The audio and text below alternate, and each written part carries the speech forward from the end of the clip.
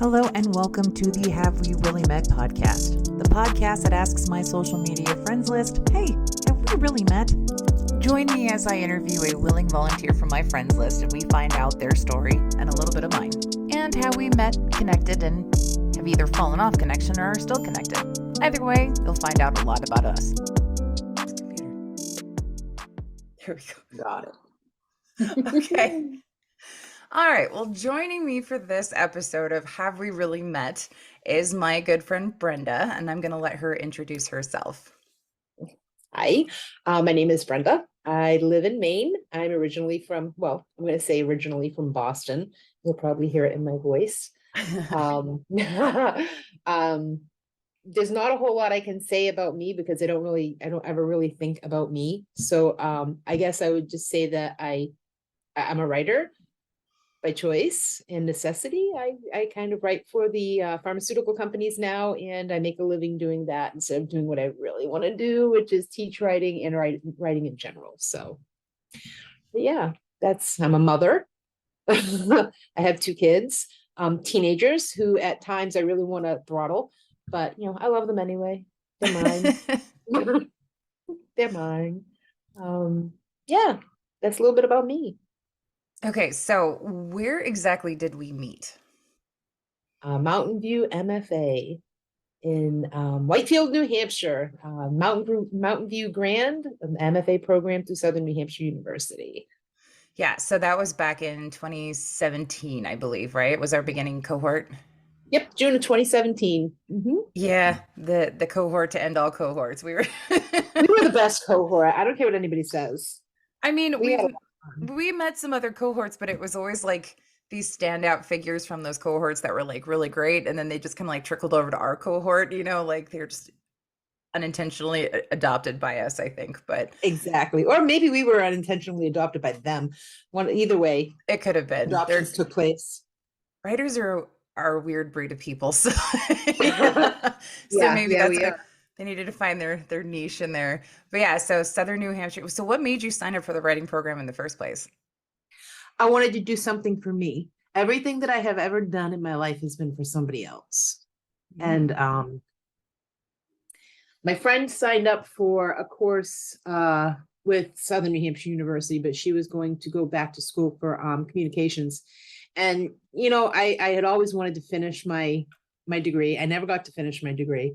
I had an associate's, but I wanted my bachelor's. So, and it had been so long that my credits wouldn't transfer over. So I had to start from the beginning.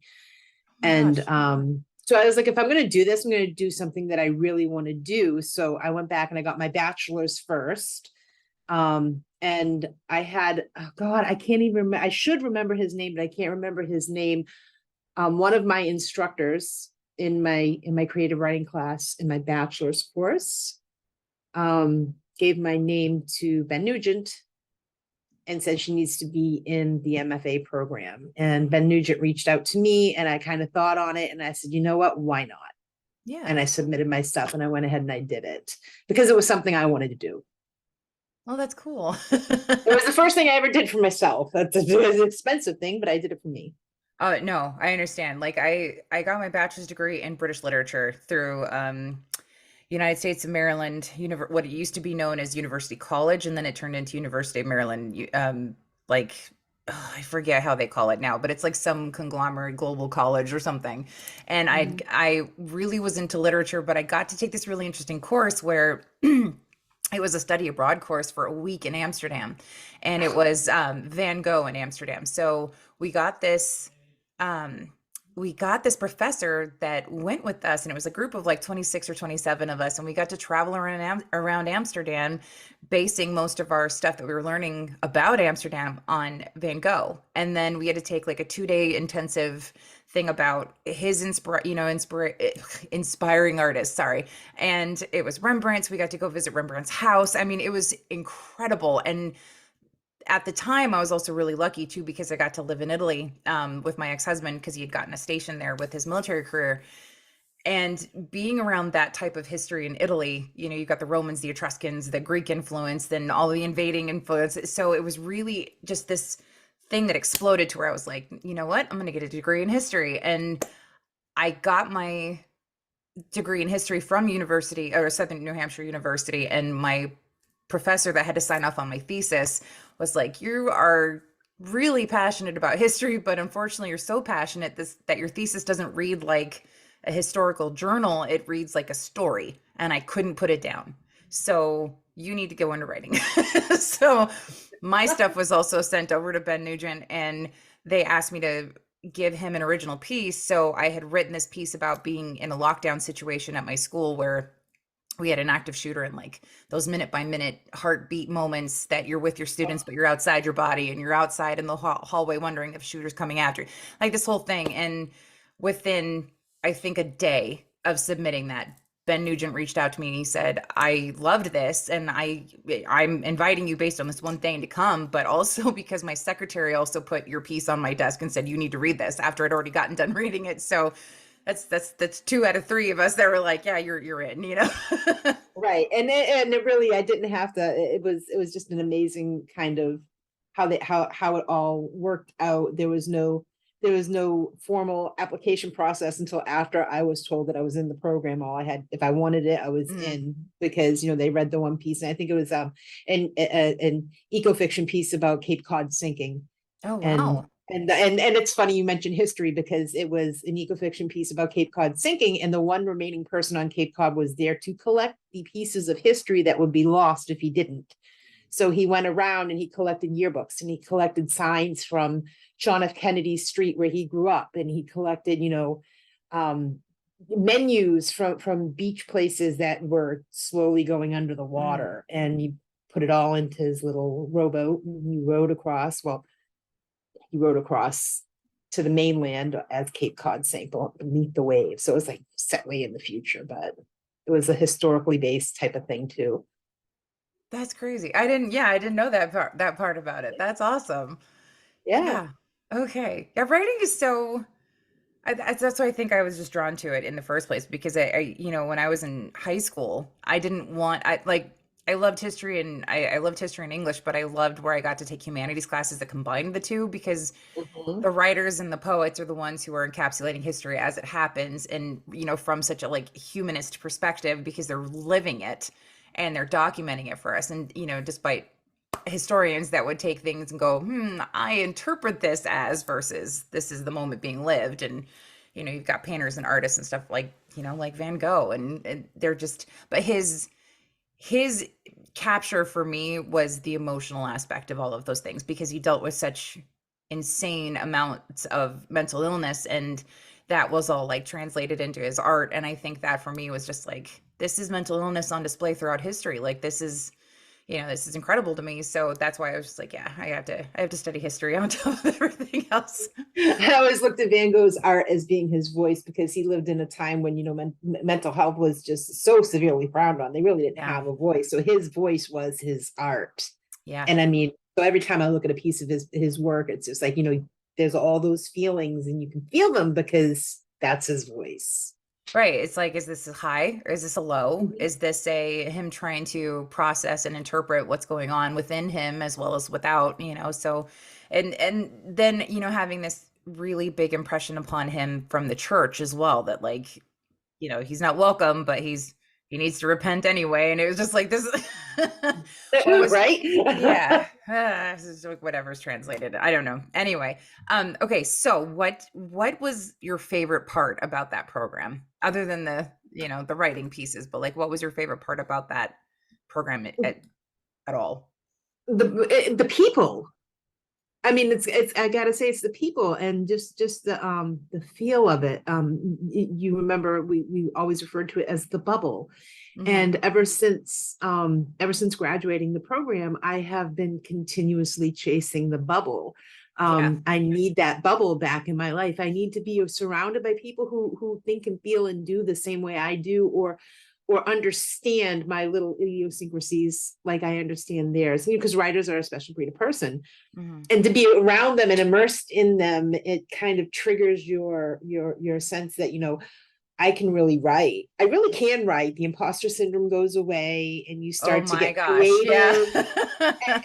you know, you begin to believe in yourself again, and you get to you stretch your legs a little bit, you write some more, and even things that even you like, you know, Hmm. it was just an amazing it was an amazing experience. So it was but it was the people that did it for me, because I'm not a people person. You know this about me. I'm really Right. not a people person. I'm a very quiet, and it may not seem it because I'm really loud, but that's only because you know me now. But when Hmm. before you knew me, before anybody knows me, I'm like hiding in the shadows, and I don't do people.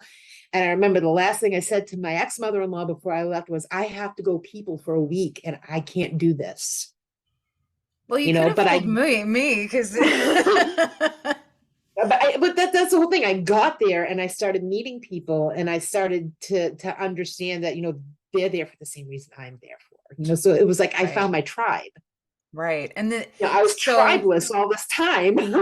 no, I understand. And that was the thing. It's like I flew in to attend this program from Hawaii. So I had been on a plane for like a good 14, 15 hours at that point by the time I landed. So I had not spent a lot of time on the East Coast. I lived in like Connecticut for like 6 months, I think, at one point before, I got married. So it was very much like this snippet of time that I've had on the East Coast. I didn't have a lot of experience with it. So when I landed, so just to give some context to this, so the MFA programs through Southern New Hampshire University used to run a 6 month semester to where every 6 months we would meet at the Grand Mountain View in Grand Mountain, New Hampshire. Whitefield, Whitefield, New Whitefield, Hampshire. sorry, Whitefield, New Hampshire, and it was beautiful. It was at the foothills of these giant, gorgeous mountains, and especially in the summertime, you could not ask for a more picturesque setting to sit and write in the grass with hills and mountains and just scenery and beauty just everywhere. Everything explodes on the East Coast during June. It's incredible.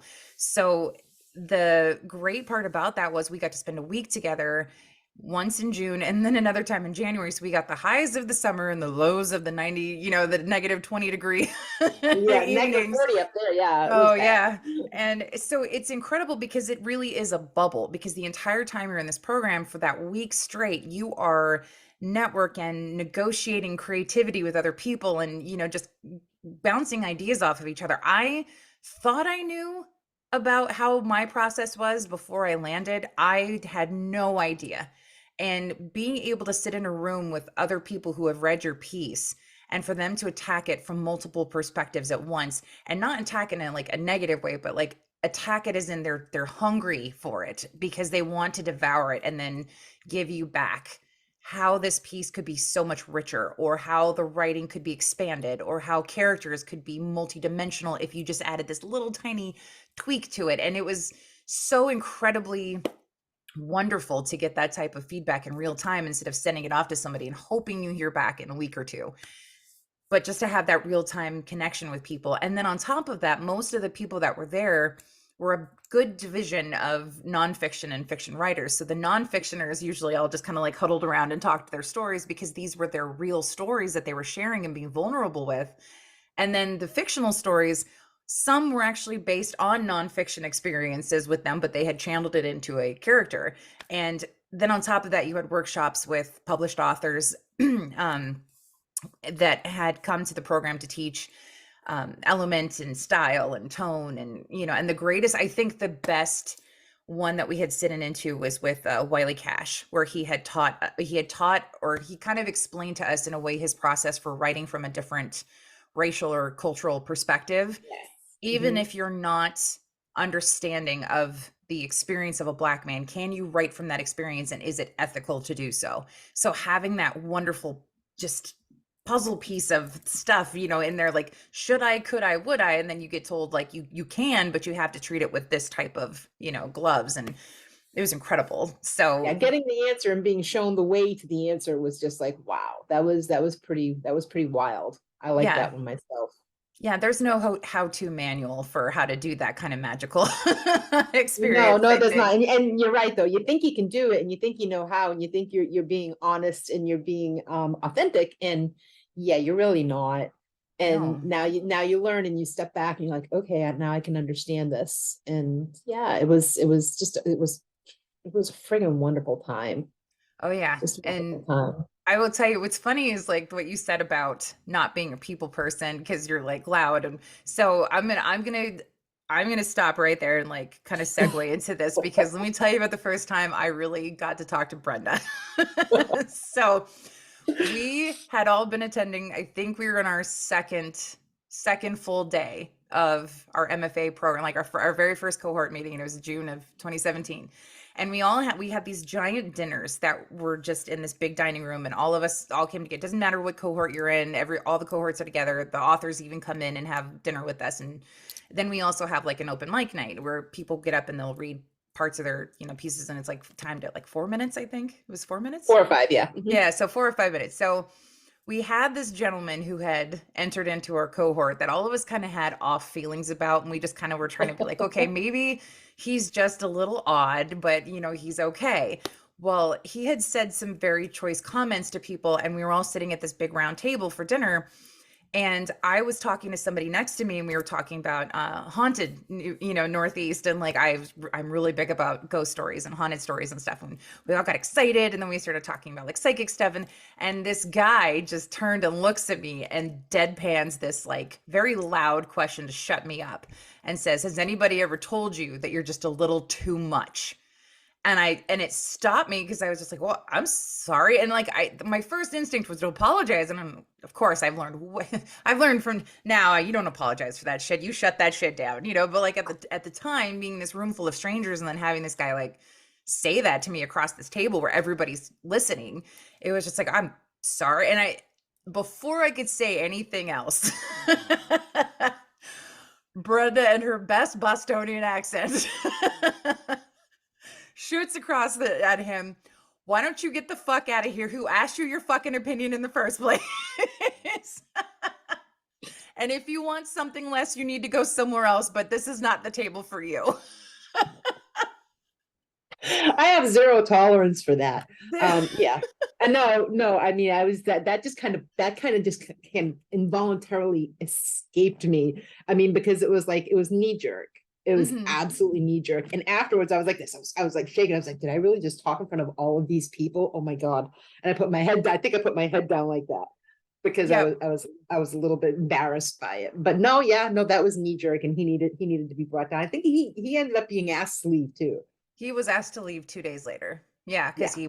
he was not being kind to a couple of the other Nobody. females and then started to make them feel very uncomfortable. So Yes. yeah, that was, and it's kind of funny because the more I go back to that, I was having a really rough time because I had flown so far, and Mhm. I had written a couple of pieces where I wasn't exactly positive where these pieces were coming from. I just knew that I was writing them in reaction to what was going on at home, and I thought I was just like vent writing, Mhm. and I was having a really hard epiphany at that time that it was about my marriage. And my marriage was not in a healthy place. And I had played the part so long that I thought, oh, Yep. this is just normal. And I'm just vent writing. And, as soon as I get this out of my system, it'll be fine. But, realizing that I was apologizing to somebody who was treating me like that openly, and I was going to apologize for me like getting in his space and taking up too much noise in his space, and I was just like, hold up a second, and so when you defended me, and I was just like, I went back to my room that night, and I just remember one, being super grateful that you had stepped in the way you did, but also just feeling super sad because I didn't realize that I was not sticking up for myself that way. And Yeah. it really made me do like a double take in my own writing at that time, and like, okay, what am I not paying attention to? So, yeah, just that one action like did this like domino effect of all of these things that like I need to be paying more attention to some stuff. Yeah. Yeah. And it's I think that's ingrained in women in general, is just to immediately apologize when they're chastised or reprimanded in any way, be it male or female. Our immediate reaction is to apologize. And I had just gotten out of my own really bad relationship at that point, and pulling up by the bootstraps isn't even a qualifier for what I had gone through. And Mhm. I was just having none of it. I was having none of it. It was like all my frustrations for everything I put up with in my relationship just came flooding right out to me. Just it was just like, nope, this ends here. I wasn't going to see somebody else go through that. No, not if No. I'm not, as long as I can speak. Right. And I think more women need to do that. Like, stop being afraid of what the man's verbal consequences back to you are going to be. It's what are you showing other women that they shouldn't be putting up with? And Mhm. how is that also going to alter the way they view themselves? Because sometimes when other women speak value out loud about them, that's the shake that they need. Because at that time, I really needed that shake. And it didn't matter. Like, that this guy was being just like a jerk and like, are you too, do you ever know you're a little too much? And I was like, at the time, and in my head, I'm thinking, yeah, but that's what makes me me. Like, yeah, I'm a little too much and that's okay. But I apologized first. Like, that's the... so And it, you look back and you're like, oh, cringe. Why did I do that? yeah, but it's like you don't know what you don't know until you Mhm. know. And Exactly. sometimes it takes somebody having that little bit much more courage than you do to sit there and go, no, what you're doing is fucked up and you need to shut up. And Hmm. that also helps to fix mindset for the person you're speaking up for. So yeah, no, at this point, like, and I'm right where you are now. Like, it's knee jerk. Like, I'll come out, I'll be at the grocery store chastising a man and don't talk to her that way. it's, and I mean, like, I don't get like outright confrontational or whatever, but I'm just like, seriously? Like, I'll walk by people. And if I hear the man like going at somebody, I'm like, seriously? Like, out here like this? That's kind of embarrassing. And then I just walk off, and usually, you'll get the look from the woman like, thank you. Using the word embarrassing is great too, because I do the same thing. Somebody, if I see that going on, I'll be like, I'm kind of embarrassed for you, and keep going. Like, what are you, Yeah. 10? I know. It's Ugh. Yeah. ugh. Yeah, I don't understand. Like, coming from where I came from in my last relationship, marriage, the value system was highly imbalanced, and value was placed on what you did for them versus who you were. And I think Exactly. that's the one thing that we really need to change the narrative on when we're raising our daughters. It's not what you do for people that bring you value, it's who you are authentically. And if they have a problem with that, then you go tell them to find less value somewhere else, because Exactly. that's not on you. You're not somebody's That's right. caretaker. 100%. Raise strong women. Okay, so what has really changed for you since the last time we saw each other in person? Not a lot. I mean, I can't say not a lot. Since the last time we saw each other in person, I have done quite a bit. I bought my house, which was just a huge accomplishment. I mean, I didn't think I'd ever see that day. Um, since the last time we saw each other, let's see, I was I was just starting my immunotherapy the last time I saw you, and I am now 3.5 years into remission. So I got another year and a half to go before they consider me cancer free, which is great. I'll always have to go for scans for the rest of my life, but that's fine. But Um, here's what it speaks to, like what I think is so courageous about you, though. Even despite getting this diagnosis partway through our program, where you could have had the ability to say, you know what, I need to tap out for a little bit, you were determined to finish. And oh, not I wrote my thesis from my hospital bed at Mass General. I was writing my thesis, and I finished it from my chemo chair at the cancer specialists in Maine. so what type of did they ever give you like the official, like what had happened, where it No, I am started? no, I'm still an enigma. Yeah, they don't know what it was. They know it's cancer.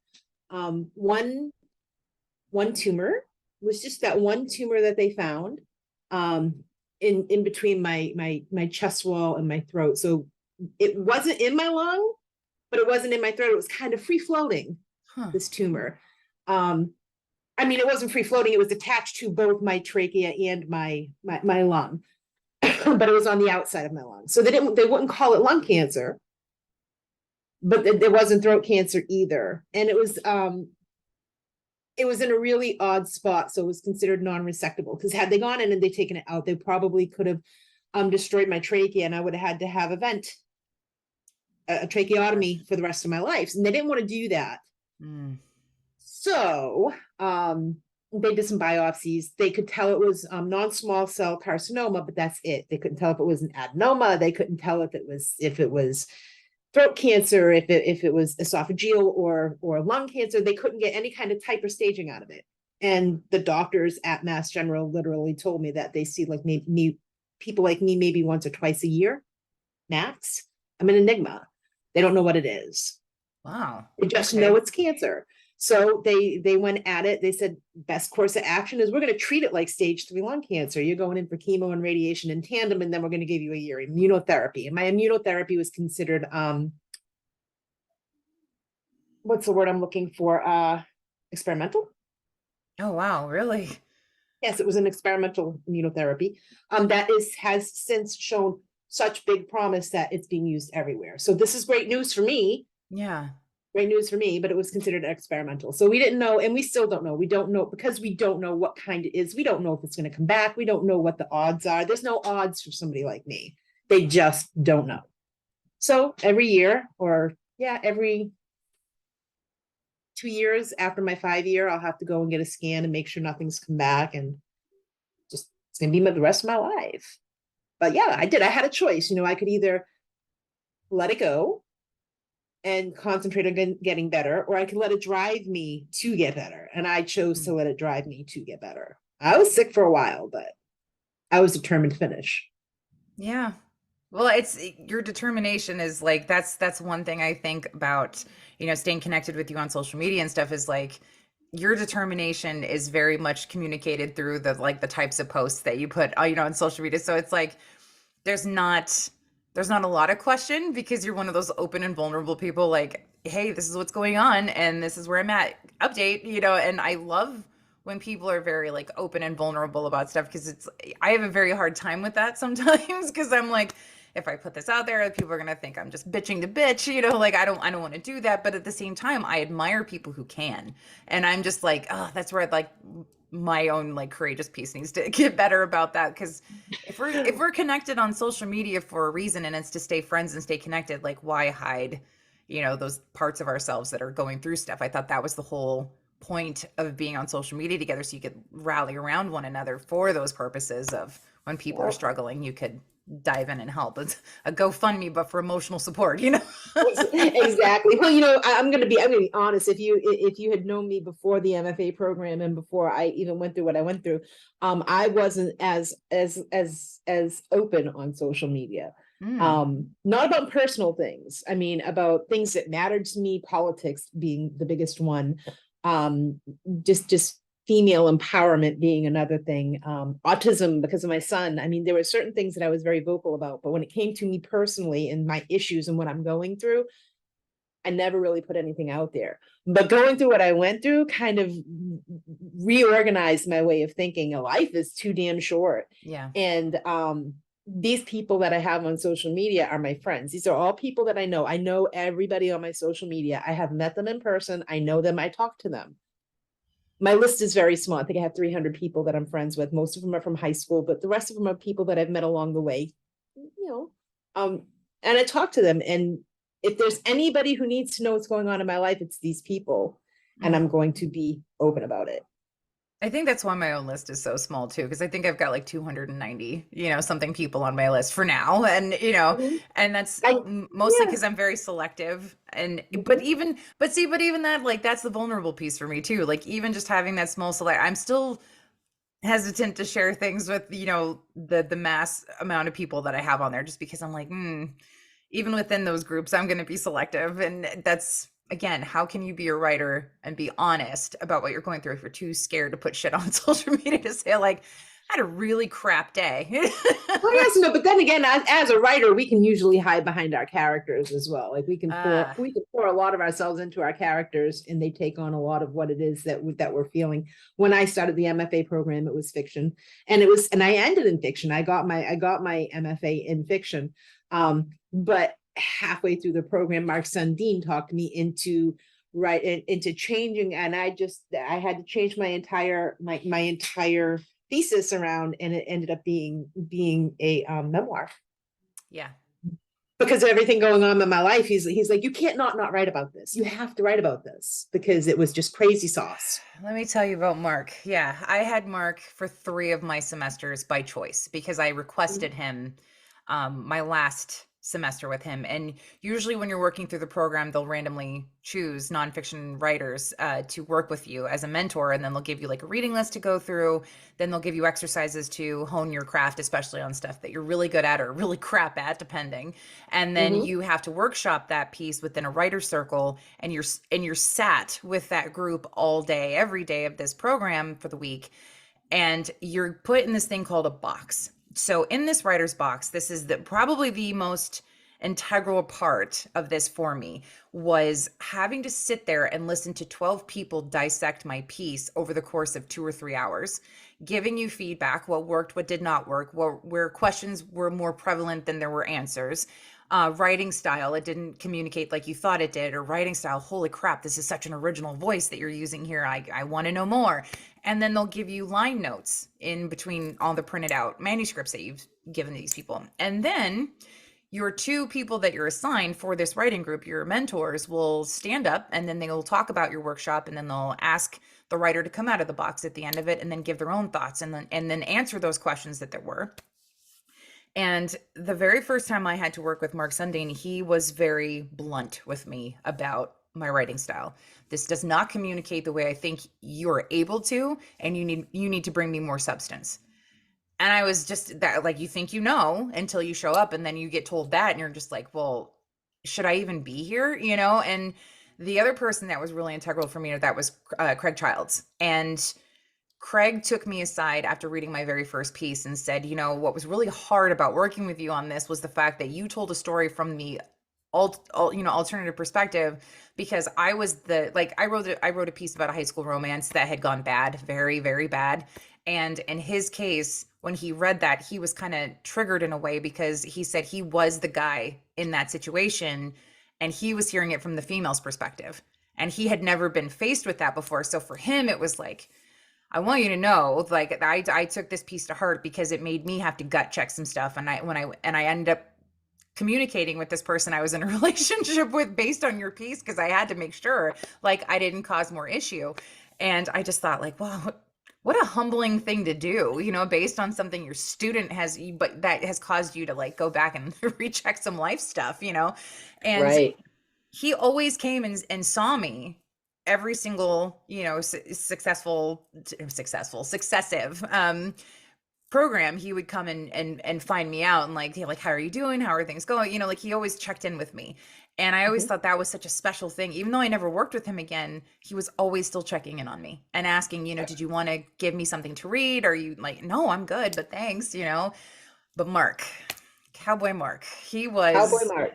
he was the best, because Yep. the greatest the greatest example of a mentor is someone who's going to sit back and let you tell them your story, and then ask you more questions to get you to be richer about how you're telling that story. And then to sit back and look at your finished piece and say, this is where I was trying to get you. Now you sound like a Hemingway.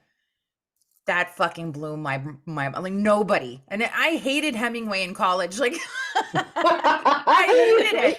The sun also rises, and like all these books that all my professors wanted us to read for form and substance, and like, and I just like, oh God.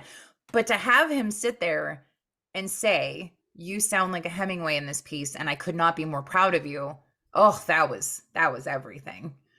But it wasn't just that he wasn't just complimentary, like, that's not what I'm getting at, but it was just the fact that he was able to dissect so thoroughly where you were trying to come from and put it in that form for you, so that you could turn around and be like, oh, now I get it, and let me give you this piece of myself, and my soul's also stapled to the page if you needed that too. He was able to take my my eco-fiction piece, an eco-fiction piece, which was about, where we're going as a society and how things are going to hell in a handbasket. Yeah. And he was able to find the threads in there when I talked about home and family life and memories. And he was able to pull every single one of those threads out and say, well, why'd you say this? Well, why'd you say this? Well, why'd you say this? And then he said, well, why aren't you writing a memoir? Because you need to write a memoir. Mm-hmm.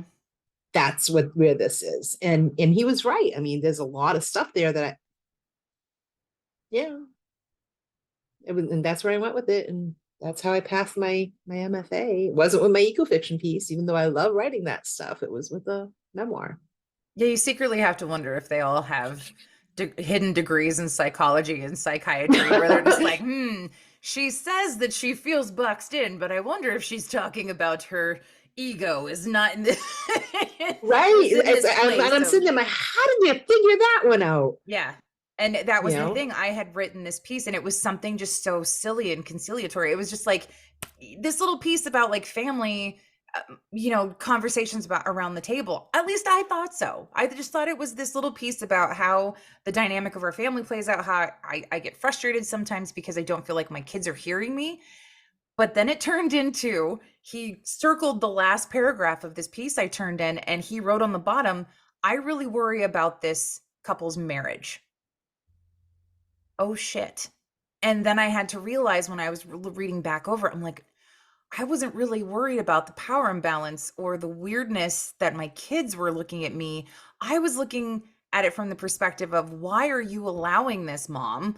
Because look how he's talking to you. Look at the things he's saying. You Yep. would not accept this from anybody else. Like, why? And then I had to go back over it and I'm like, okay, so then I went to him and I was like, you said this and now I'm wondering why. I think I know why, but I need you to explain it to me. And he was like, okay, but if you already think you know, then you already have the answer. But I would just throw out this theory that a woman who would write about that from the perspective of her kids, is it because she's worried about how those kids will view her in strength and ability and independence while sitting there taking this mansplaining things to her at the table? Is it really Hmm. from the kid's point of view, or are you worried from the mom's point of view that these kids are going to grow up doing and accepting the same thing? Just like, son of a bitch. Ding, ding, ding. Yes. Yes, Fine. yes. So, but it's really such an amazing therapeutic thing to write too, though, and then find out your truths are already there on the paper. And Hmm. if you would just read between your own lines, you would find so much meat there to like, okay, Yes. this is what I Yes. need to attack, and I need to not give this to a psychotherapist. I am my own psychotherapist. I need to figure this shit out. Exactly. Exactly. So, yeah. Okay, so other than big life stuff, so you bought a house, you are a survivor of this weird alien cancer that has decided to come in and pay you a visit for however long. Yes. And Yes. so you also touched upon your son having autism and stuff. So how is that like played into all of this for you? I mean, It's I hear this and I'm like, Jesus, this is so fucking overwhelming. Like I'm overwhelmed hearing it, but like how do yeah, you no, how do you get through all of this? one day at a time. It really is. And and as trite as it sounds, it is literally, you just have to make it through one day. And every day you make it through is one day behind you. And you're one day closer to I don't want to say resolution, but I'm going to say resolution because I mean, in a way, I've gotten lucky. Liam does have autism, but he is also, I guess they call it low on the totem pole now, low on the Mm, spectrum instead of high on the spectrum. He's teachable. Since we've moved, he's gotten a lot more one-on-one with his teachers. His teachers are can hold on one second. Hold yeah. on one second. Okay, I'm sorry. I had somebody walking in behind me. It's so That's good. okay, Kate. So he's teachable. He has people over at the school who recognize that he is teachable, and there is a way to get him to where he needs to be. So now my son is thinking about when he moves out and when he gets a job and when he goes and he gets his driver's license and he's thinking about school and they're looking at schools because he's in high school now Hmm. and he's gone from this little boy who would bang his head on the floor because he was just so frustrated and couldn't figure out how to articulate what he was feeling to this, oh my god, he's like 2 inches taller than me now. Yeah. And he's talking about graduation and going to college and having his own place. And it's one day at a time. It's been stressful. It's been a lot because I haven't been able to work full-time out of the house Mm. because his disability doesn't allow it. I have to be home every day when he gets home from school. So I had to figure out a way to be able to pay bills and support my family on my own because I am a single mother without a 9 to 5 job. And that was the difficult part, but we did it. We did it, and he's amazing. He is absolutely amazing.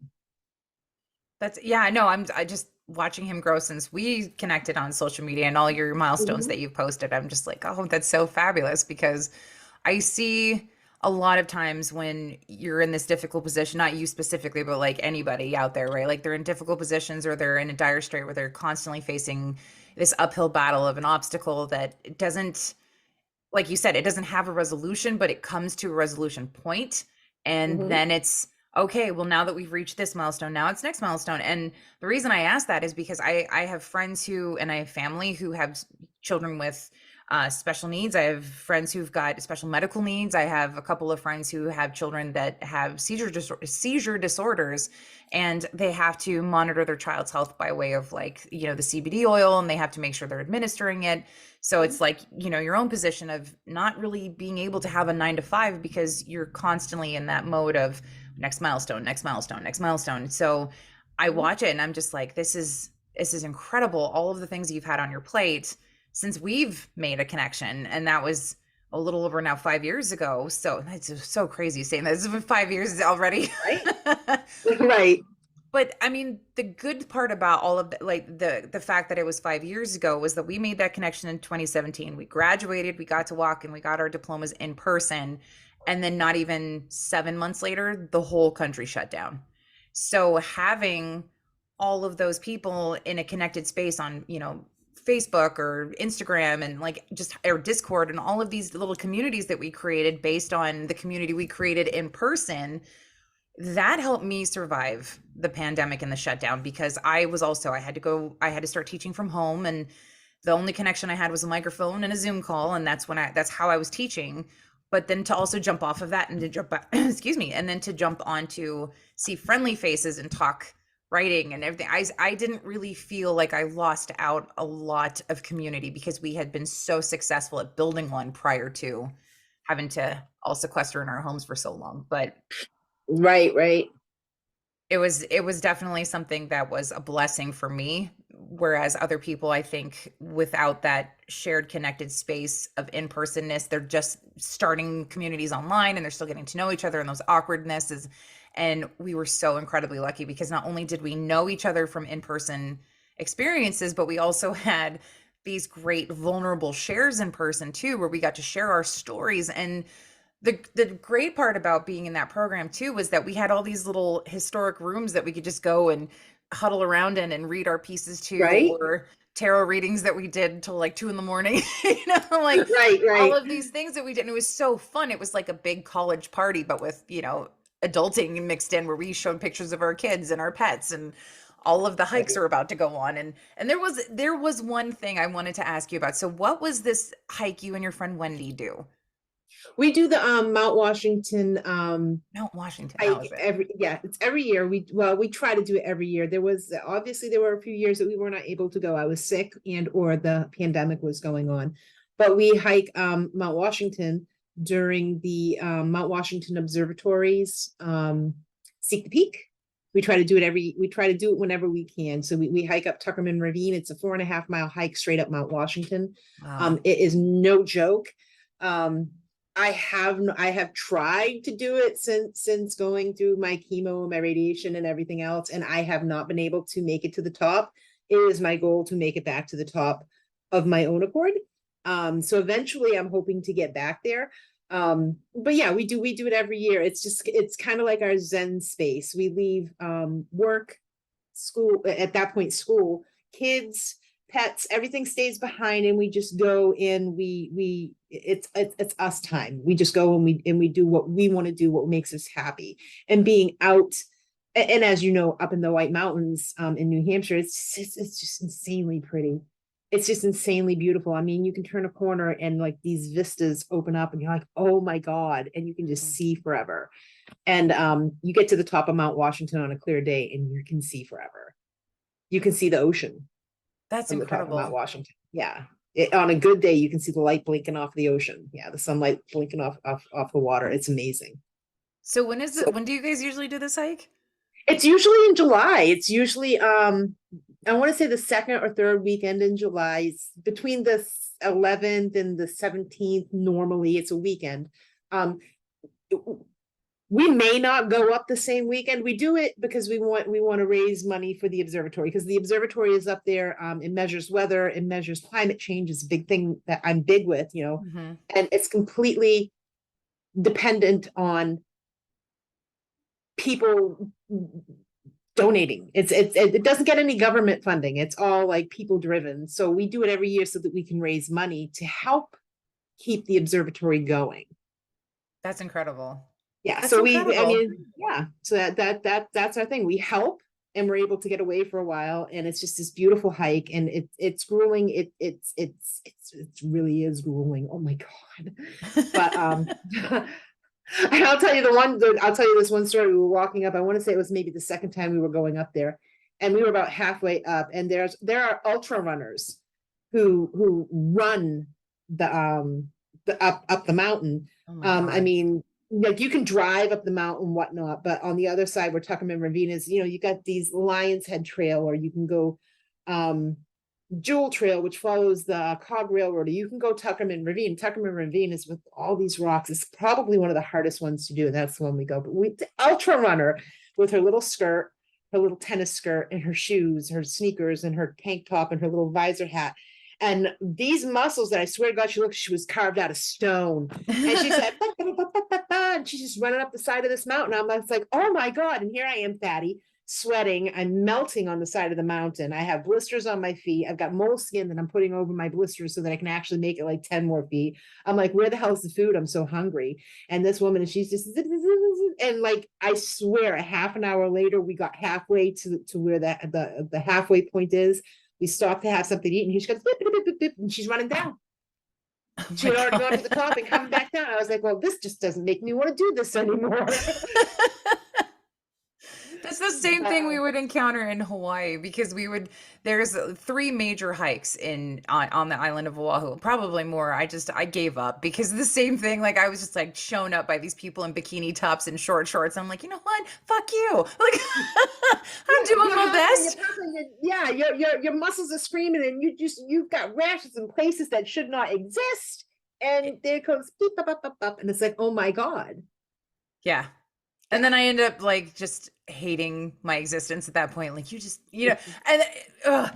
so the biggest one that I have ever attempted to tackle is a hike called Coco Head, and it is just this huge thing, just straight up. And at one point, the Army Corps of Engineers had actually put railroad ties on this thing to where it like had these slats that like the railroad tracks, so you could just walk across the tracks because the land underneath it had eroded, so there's just this straight drop.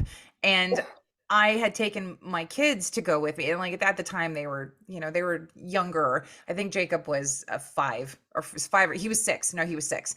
And my oldest were like 12 and 14, so they were along for the ride because mom said, we have to do this, and so we get halfway up there, and I'm telling Jacob as we're going up this thing, like, you have to be very careful on the railroad tracks because it's just a straight drop. So if you're not watching your feet as you go, you're gonna lose yourself and you're gonna fall, and mom's gonna be very sad. So we're going up this thing, and of course ultra runners are just passing us by, passing, and these little girls with these little tiny short shorts and bikinis, and I'm just like, fuck you, bikini. Like, I'm just like just really mad.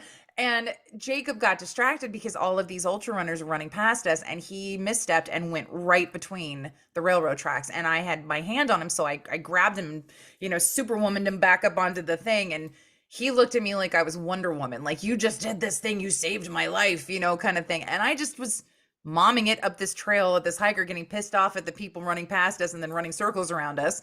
And then come to find out, like 2 weeks later at an open house, my son had drawn a picture of me lifting him up and putting him back on the mountain the day my mom saved my life. Immortalized. That's Right. awesome. What a But great story. it's funny, but it all comes from the same place of these ultra runners who are super fit and make you not want to do this anymore. And it's just, but I know that's coming from a place of, that's our own insecurities, because just like someday it would be great. Absolutely, because underneath it all, I would really like to be her. Right. I would really like to be able to do that, and maybe not be her, but be able to do that. I would really Yeah. like to be able to. I don't have to be skinny with muscles looking like they've been carved out of stone, but to bebop up the hill and not have to go. I need to stop and take a breath. Yeah. Yeah, Just to that health level of ability and confidence of like, I can take a full breath after I just ran around you blasting my right, horrible music while I did it. Because that's the right. thing. Well, They don't just run up past you. They're either blasting music from a speaker attached to them as they're running, or you mhm. can hear it blasting out of their headphones, which is a great motivator. I am all about the music, but I want to be the person who can run circles and then also still take a full breath at the end of it. Yeah, Not want to yeah. go It's a over little and die. it's a little disconcerting, but it. Yeah.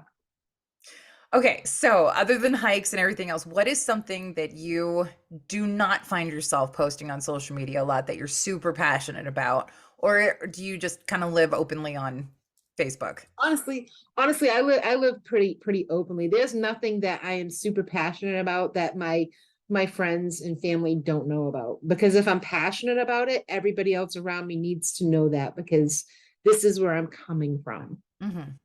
So I mean, there's nothing that I'm I keep to myself that I mean, other than my other than I don't talk a lot about the environment anymore, because other things have kind of taken priority in my life.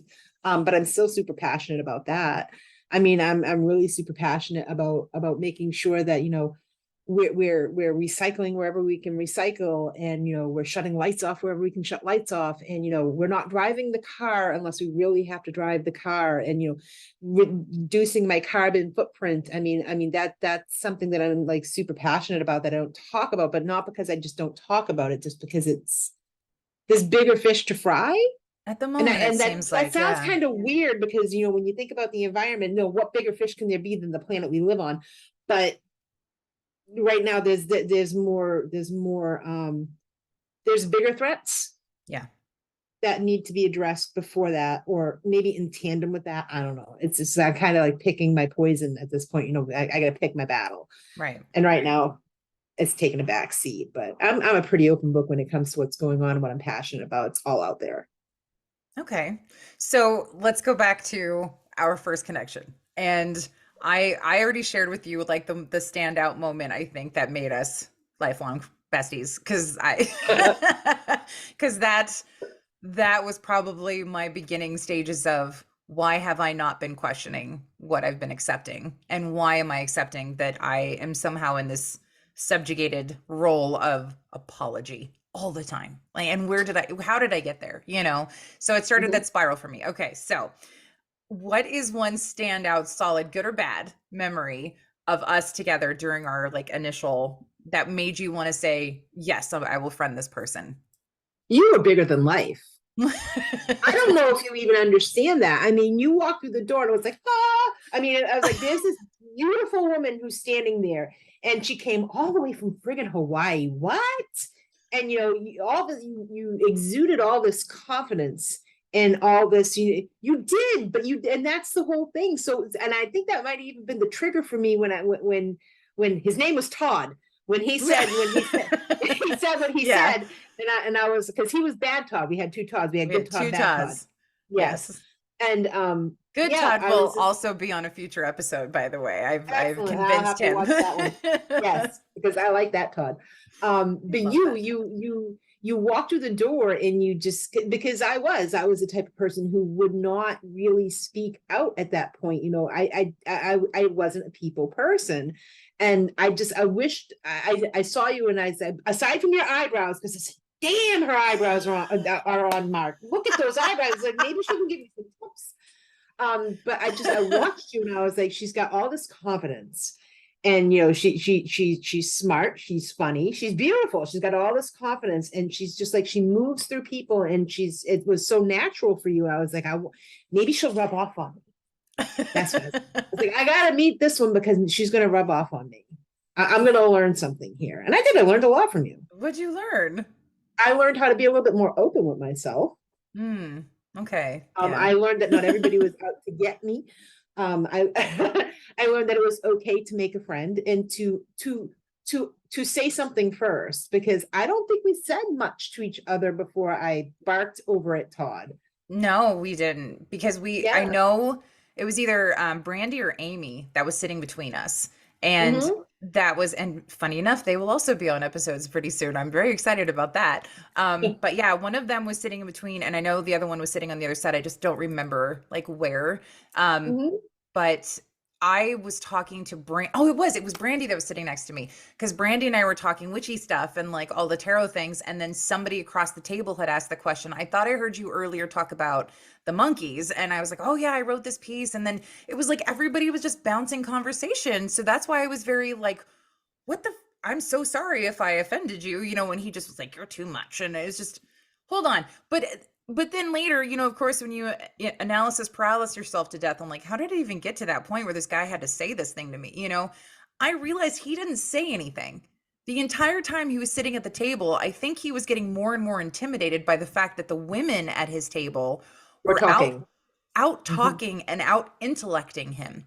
And I think at that point he got very intimidated and chose to shut it all down, but chose to point it at me because I was the one kind of bouncing between everyone in conversation at that point, where everybody was just kind of like either huddled next to their table partner because it was this big, round table. But yeah, it was very Odd. off-putting. Yeah, because it was just like, how did how did I Would become the crosshair? they have sayings for it now. Like, you brought this big energy, you had this big energy, and here he is on the other side of the table with the small d energy, and that small d energy was just like boom, and I was like, no, no, no, go, get out of here. You're not needed. Yeah, Just shoot. but I think that's I like, said shoot. I think I said shoot too. I you think I did said shoot. shoo. You did say shoo. Because the first thing you said, why don't you get the fuck out of here? And I was just like, I died because it was like I had spent a couple of My days with tummy came out. Get the fuck out yeah. of here. Oh my God. That's the story I was about to say. It's the Italianness in you because like having lived in Italy for a long time, like you either were on the good side of it, Italy or the bad side of Italy, depending on like how you were socially interacting with people. And I always tended to like do the jokey good side with people, even if they were getting upset because I was trying to haggle with them in the markets or something. But I had spent a couple of days in Boston prior to showing up to the residency with my friend Tara, and we were going around and we had gone to the famous cannoli shop in at Little Italy, and I was very excited. I was like, oh, cannolis. And the guy was very sweet when I walked up, and he was like, hey darling, how the hell are you? And I'm like, oh, I'm great today, thanks, and just thinking I'm making conversation. The minute I got done placing my order and he took my money, he was like, great, now go have a day somewhere else, get the fuck out of here. And I was like, wait, what? So when you were like, why don't you get the fuck out of here? I was like, that is so perfect. The Boston, the Oh, Italian, it was what I needed, so it was just this great, like, okay. Good I had a moment. moment. I don't have moments like that often, but when I have them, they tend to be legendary. So I'm glad I Well, was able to have it with you. no, me too, because I mean, think about that long-standing effect of just standing up for somebody, and like it's that meme going around where don't be the woman that knocks the crown off of the other woman's head, be the one that straightens it. Man, Mhm. I had that crown not only knocked over but kicked off and across the room from me at that moment. So I'm glad that to everyone else I was like super confident and amazing, but like I was at the inside, I was not, because I would not have apologized the Mhm. minute somebody said you're just too much. I would have been like, and you can go elsewhere to find less if that's necessary. But for me and mine, we're good. We're having great conversation. But I didn't. And it took you being able to go, I recognize this shit for what it is. And let me tell you where you need to go. And just doing that for me was it was everything. Cause like I said, I went back to my room and I cried and I just was like, what? Why did I apologize? And then having to go back through that, okay, so let's take a step back here and figure all this out. And in every single one of our hotel rooms we had those pads that said Grand Mountain View on it. And Yes, I still i have a couple of them. I do too. And I still have my notes from that night where I was just like, I wrote the word self-worth question mark above it, and I just started like jotting down what I felt was important to me. And I stated like my ability to talk to anybody. That's one of the things I treasure. So why would I apologize for that? And then that kind of led me on that whole backwards slide of, oh shit. Like there's some stuff here. Ugh, You never know. you never know who you're going to be helping and how much you're going to help until you help. So when you, especially women, I mean, women need to stand up for each other. And you're right, that mean going around, don't be the one to knock the crown off, straighten it, is word that there's no bigger words to live by, especially right now. Especially right now. Yeah, It's needed. Yeah. for sure. Okay, so last couple of questions. Mhm. What is something that you hope for yourself in the next 1 to 5 years? Let's give you the good big huge time span. Like 1 to 5 years, what do you hope to have Well, let's accomplished? see, 1 to 5 years. I would hope to have accomplished at least writing a small collection of short stories. Um, I have so many writing projects. As you know, when you're a writer, you have a Yeah. gazillion of going on at once. I have my novel over here. I have NaNoWriMo starting on Tuesday. I have, and I did a 100-word horror story that I had posted on. I don't know if you saw it. I posted it Oh, on for Facebook. our Discord group. Yeah. Yeah, it was the 100-word horror story. And I was like, how awesome would it be to have like a collection of short stories, like 100-word horrors, 100-word whatever, 100-word stories. So now I have that cooking on my back burner. But I would hope to have something at least not even published, submitted, because I am the person who will write and write and write and have reams of paper. And I mean, I have 2 novels done, including my memoir, but putting it into an envelope and sending it out for submission, Hmm. nope, nope. I gotta get myself to that point where in 1 to 5 years, I would hope to see that I have gotten myself to the point where I actually put the envelope in the mail. That's where I want to be. Okay. Other than Mhm. writing, though, like anything else? Oh yeah, yeah. Um, I know I said I just bought my house and I Hmm. love my house. I just wish my house was elsewhere. So 1 to 5 years, I kind of seriously hope to be back in the western mountains of Maine. I Okay. kind of hope to be in that area again. Yeah, I've already talked to my kids about it. When they graduate high school is when I'm going to start looking. Hopefully, things settle down with the real estate market and I can Yeah. get back out there, because I mean, if you think of where we were in the White Mountains, Western Maine Mountains was only 40 minutes from there, and it was just east of where we were, and that's where I want to be back. It Did you was see the listing that was up about the house that was or not the house, but I think it was a hotel or a B and B that was for sale pretty close to Grand Mountain View? I look all the time. Yeah. Yes, Oh, all the I time. was just Uh-huh. like, if we just did a pool and all of us just put money in and bought this There was a together. house in Bridgeton, Maine, which is it's really close to where you're talking about. And it's 8 bedrooms, 5 bathrooms on nine Oh, acres of land oh, with a that, built-in swimming pool. It's got all this beautiful old woodwork, but it's being auctioned, and the auction starts at $150,000. So that's the opening bid. that's it. It'll go, that's just the, and I was like, and I'm looking at it, I'm talking to my friend Wendy, and I'm looking at it, and we're talking, and she's like, we could probably do that. I was like, yeah, if it doesn't go above 150,000, but it's going to sell for like 800,000. Oh It's yeah. going to go high. But I look all the time. I'm looking That's all the time up there. Yeah, I look at the B&Bs, and I keep saying to myself, it'd be nice to have a place where we can host writing retreats. yeah. And that's what I want to get back to. I want to host writing retreats, because then that, I'm manufacturing the bubble for myself. Right. That's what I was saying. Like, if we just pool our money and then just like decide on what type of events, whether writing events. I personally like it now. I'm getting into like the self-help and like so I would really love to do like a self-love retreat, like can you recenter yourself and heal all those things like self-worth question marks? Let's get to the bottom of why, that is. And then really do that. Bring in like a mental health counselor and like not just spiritual woo-woo the way through it, but like actually have somebody on site that can help them with their problems that they feel that they're rooted in, and Mhm. do those types of things because I would love to have. I hate seeing all of these wonderful retreats go for huge amounts of money when you know that that's not how much that probably costs them. It probably costs them 20% of what they're charging and the 80% is going to, and I just, for me, And that the doesn't people settle that are well with going are me. people that really probably don't need it as much as, the people like we know, Hmm. people who can absolutely benefit from these things, and they can't go because they just don't have the money, and it's just out of their reach because it's just so expensive. But and affordable retreat. Would Yep. be beautiful to be able to offer something like that. I mean, but that's my thing. I want to get back. I want to get back to the Western Maine Mountains, or Eastern New Hampshire Mountains, whatever you want to call it, in that area, the North Conway, Whitefield, Bridgeton, Freiburg area. I want to be back there because that's where I feel centered and strong and home.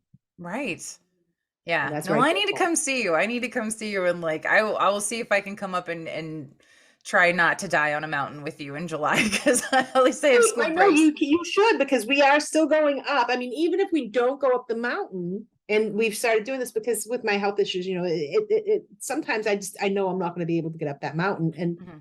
how hard am I going to try? Am I going to waste my whole vacation being upset over it? So now, I mean, we'll go up and we'll have full expectations of climbing the mountain. But if we don't feel it, if we're not feeling it, we will go and we'll take a walk to Diana's Baths, or we'll take like a day hike around somewhere. And then we'll go to Zeb's country store and we'll go shopping and we'll go out to eat and make hellies. And Oh my God. we just kind of kick back and just do us, and just have whatever kind of time we want to have. We go up fully expecting to conquer that mountain, but it isn't going to be a loss if we don't. So it's always there. The opportunity is always there to do it. But Hmm. if it's not going to happen, then we're going to go do something else. And we do it every single July. So you pick a July you want to come up, and when we book our place, we'll make sure it has at least 3 bedrooms, because we Yes, do. We make that would sure be they have at least 3 bedrooms. incredible. We do Airbnbs, and we get a cabin, and the cabin has to have a deck, and it has to have either a grill or a fire pit outside, so that we can enjoy the outside as well. And we just go and we do. And if there's things that somebody else wants to do that somebody else doesn't want to do, we'll take one day and we'll just split up and just go our own ways and meet back for lunch. So like, Okay. you know, I want to take the train and take a little whoop around the mountain, I'm going to go. But if Wendy wants to go to the baths, she'll go to the baths. And if my cousin Annie wants to go shopping, she'll go shopping, and we'll all meet up at lunchtime.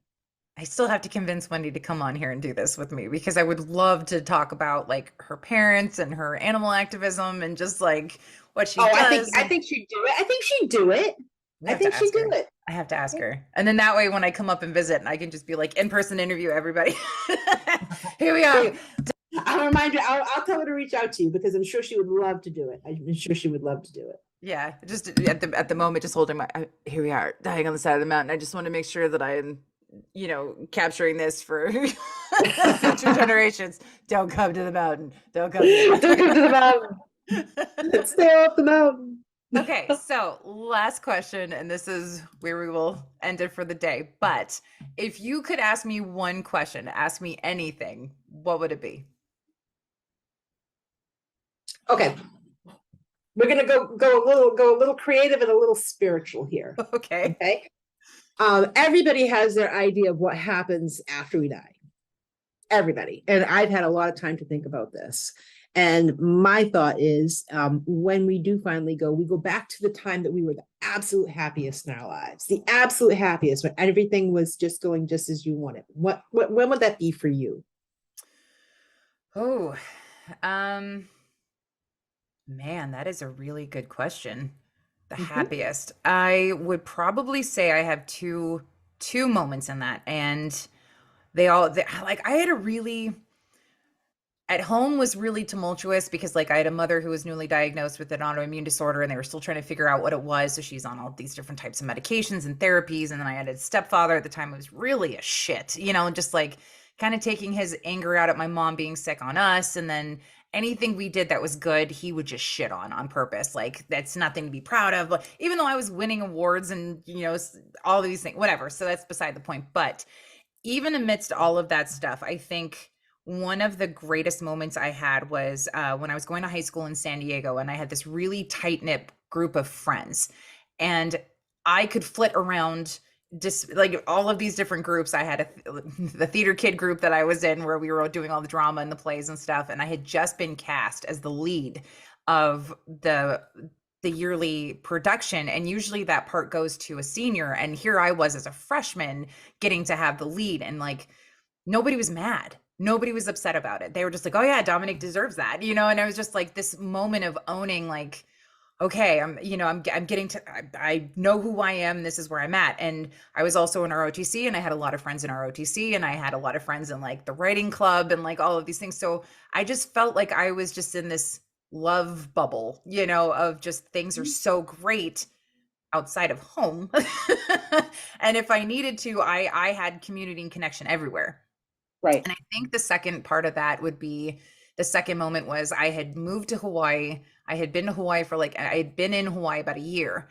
And I had again created this really great, solid group of friends that were everything from theater kids to the audio technical kids that helped us set up our lighting and our cameras. And I had just started to have this idea of making this music video that was like a lip sync music video for my senior project, I think. And I had a really great boyfriend at the time, and he was just so loving and amazing. And we're still friends to this day. I mean, that's how great our connection is and was. Um, but I just felt so solid. I had a great job. I worked at Chuck E. Cheese, so I got to be happy all day long and serve cake and pizza. It was awesome. And There you go. so it's just, I think it's always those moments where you're just so sure of who you are and who you can count on and the people that you have connection with, and know that at any time, even if it's 2 a.m, if you're having a moment, you could call one of those people up and say, hey, I need to talk to you for just like 10 minutes. Can I just, and then know that that is going to come at you. And I don't know if it was what I was putting out into the universe that was coming back to me in droves, but it really did feel like I was in that perfect flow during those two Right. separate times. It's Yeah. So, interesting to think back about that. Was it what you were putting out coming back to you, or was it just these incredible set of circumstances that came together at all the right times, right. So where would yours right? be? Where would yours be? Mine would be 2004 to 2007, and it was in between my last two failed relationships.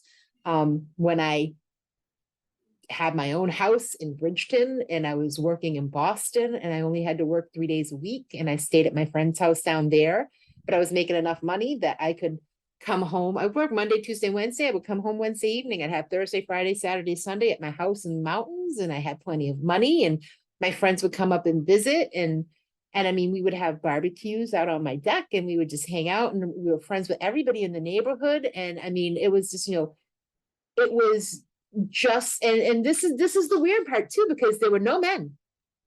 Mm. There were no men. We didn't none of us had any boyfriends, none of us wanted a boyfriend, and it was basically three women, and we would just hang out, and we would play darts in my barn, and we would talk, and we would do what we wanted to do, and it was just this perfect slice of time. And you'll see Wendy, because Wendy was one of the women. She'll post about it all the time. She'll post pictures of me, her, and Susie in the barn, and she'll say, I miss Bee's barn. And it was just this perfect time where we focused on what we wanted to focus on, and then the men came into the picture, and everything went to shit again. But yeah, I mean, that was the time, and I would go back to there in a half a second, because it wasn't difficult. Making the trip to Boston wasn't difficult. I mean, it was pre-kids, so I didn't have to worry about kids, and I get to go home. I get to go down and visit my friends down in Boston, and make a damn good paycheck, and come back and pay nothing on a house, because the house costs next to nothing. Yeah. And I think that's like the big disconnect. Everybody's just like, oh, just pull yourself up by the bootstrap. There Can't are do no that no more. bootstraps anymore. They're not handing those out either. Like that's the thing. Like whatever we inherited, they have not only threaded, they have come apart. Yes, And well, I mean, yeah. That house that I bought in Bridgeton, I think I paid $110,000 for it. 3 bedroom. I had an acre and a half of land. It was a oh, farmhouse, big ass barn. I mean, it was a beautiful little house. And my mortgage was like $650 a month. oh my God. I mean, it was next to nothing. That house right now has a fair market value of about $320,000. Yeah, wow. So I mean, you Yeah. can't touch it. You can't touch No, no. Yeah, I think it. the Pull it up by housing your bootstraps. yeah, the housing market is just insane. I now it's funny because it's like we drive around where we live now in Washington State, and before you would see a for sale sign go up and it would last maybe a week, and now they're just growing in number. More and more people are trying to dive out and sell their homes, but now that the market has turned, like that's not happening. So we're stuck for a little while longer where we're at, Yeah, but I'm stuck for a little while longer myself too, which is why I said, 1 to 5 years from now being back out there, hopefully the market turns because that would be my dream though. And on all honesty, like I at one point really wanted to move to the East Coast just because of my experiences there and I feel so connected. And I yeah. and I had a lady tell me the reason why spiritually you're so connected when you're doing readings and stuff for people is because you actually have ancestors there. And I never really got to dive into it. And then, of course, you know, I had the DNA thing, and it was just like you're 99% Whitey McWhitey on the Scottish and the Irish side of everything. But, you know, where did my ancestors come in? Well, they came in through the East Coast. And like now I'm, you know, looking through all that stuff. And I'm just like, man, a lot of them ended up going the Irish way in Boston and then diving into the Midwest, and that's where a whole bunch of my other stuff like lineages and stuff like all mixed. But yeah, I feel very called to that side of things, and I Yeah. that's why I'm like And I'm gonna have to come visit because I want to go back and not only see you but like also connect to that piece too. yep, yep. I mean, like Wendy was the same way. Because when I went up there the first time, she's like, I knew. I was like, and I mean, I lived all over the country. I lived in California, Florida, Texas, Tennessee, you name New York. Nope, always came back here. Always came back here because this was the White Mountains, and that area is where it is. Mhm. Yeah, it's really cool. It's really cool. Mhm. And that was the only other place that I felt that like deeply connected. And it was funny, it was before they were doing like the DNA tests and stuff and like find your lineage. I was pregnant with my son and we had taken this big tour because we were living overseas already. So like a ticket to Scotland was like $25. You know, it was just like really super Yep. cheap. So we were able to like country hop a lot, just like you would if you were to jump to a different state. But the really good thing, and this is like the low cost European airlines will give you a break a lot. So I think for all four of us, my ex husband, my two daughters, and I, we flew to Scotland for $200. Like that was total. Wow. And so we got to take this like really cool tour, and we were doing the Scottish Highlands. And along that drive, one of the passengers got car sick, and we ended up having to stop. And as we were, stopping and stuff, I couldn't be in the travel van with her because she was getting sick and I was pregnant. So I was like, oh, I can't do this. So I asked if I could depart just for a couple minutes. And we had stopped halfway through the Highlands on our way to Loch Ness. And we stopped in this one area. And I was just like, why does this feel like I've been here? And I'm looking around and I'm looking for anything that would be like a good geography pinpoint, like where are we kind of thing.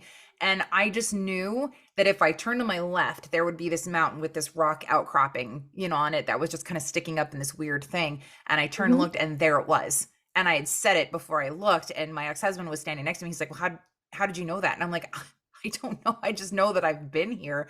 And on that same trip also found out that my father's family that has the last name Finley is actually from a Scottish clan Farquharson, whose lands we were in at that moment, and I had no idea. And I There was you just go. like, isn't that crazy? But like that connection piece, if you look deep enough, you will always find the why. And that was mine. And it was just by way of this passenger getting sick and me not being able to stand being in the same, like I need air, like I can't be in here. And then finding out like holy shit, this is really like my ancestors, this is insane. but Right, right. but not even finding out until later because the tour person was like, oh yeah, this is where the clan, like, and she started naming off stuff, and I think she named like 3 clans, and then she said for Quarson, and I said, could you just write those down, like I feel like this is going to be important later, can you just write it down? And then we went to this big thing called the homecoming, and it was like all the clans, and they were inviting everybody with just a smidgen of Scottish blood to come back to Scotland to find their roots. And I found the clan for Farquharson based on looking up Finley, and I was like, holy shit, like how did that There you happen? go. Well, But because it yeah, was meant so to be. yeah, for sure. So that's I think that the fact that you had this like draw to that one particular thing and like the land itself, and that you're writing about environmentalist issues and things like that is yeah. So where do we connect to? Where do we go back to? And the happiest moments, I think sometimes even spirits like within us know like where we Yeah, belong. even the spirits within us will bring us back to places where we just never even knew. Because I mean, we all have that moment where we're walking somewhere and that scent will hit us with that Yeah, smell, and yeah. you just it feels like you're gonna walk through a portal into another time. You don't, but it's like you get that there's something there. There's something that makes that happen. There's something there that makes it happen, and I think it's ancestry. So. And we're all connected in some way. Yeah. Absolutely. Okay. Absolutely. Well, thank you so much for Thank you for coming on here. having And me. this has been really fun and just like It so has enlightening been, on things. And right? yeah, so I think that when this comes out, it's going to be probably one of my longer episodes, which is great because I You love can trim talking it to down. you. You can trim it down. It's all No, good. it's good. I think it's good that, even in the span of 5 years, how much information and how much connection has been shared based on this one program we both decided to attend because we both wanted to do something for ourselves, finally, and then throughout this find intimate truths that we knew but didn't know, and then how we've also found connection with other people and boosted each other up through that. So I think it's incredible. And I I think think it this is needs to too. stay. I think it needs to Yeah, stay. absolutely. Well, All right, thank you my so friend. much. Thank you. I will definitely be talking to you soon. So Yes, you will. Yes, you will. And I'll reach out to Wendy and have her reach out to you. yes, please, because I think that I would be will. great to have that. Because the only reason I got in contact with Wendy was because of you. So Mhm. connection to connection to connection. And we've never actually Yeah. met in person, but we've done, Zoom calls and stuff with each other. So that would be really cool to like see that perspective of how you met online versus not in person. Because so Yep. far, two people that I'm going to be interviewing aren't like people that I've met in person, but everybody else is. So I think having that alternative thing will also be cool too. Absolutely. But She'll make it anyway, worth your while. thanks for giving up part of your Sunday for me. I appreciate it. It's all good. Have a great one, Dom. You too. Bye. Bye-bye. Thank you for joining me on this latest episode of Have We Really Met? There are still so many connections to discover.